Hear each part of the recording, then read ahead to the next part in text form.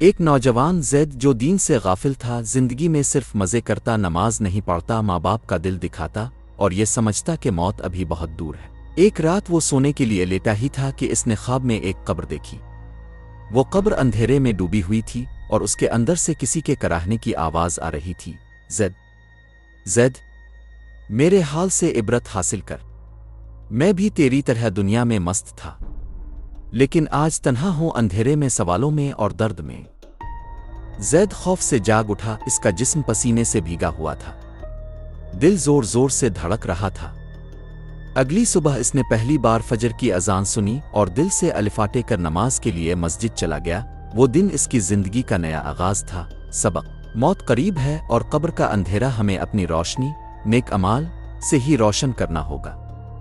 اللہ ہر گناہگار کو توبہ کا موقع دیتا ہے، بس دل سے لوٹنے کی دیر ہے۔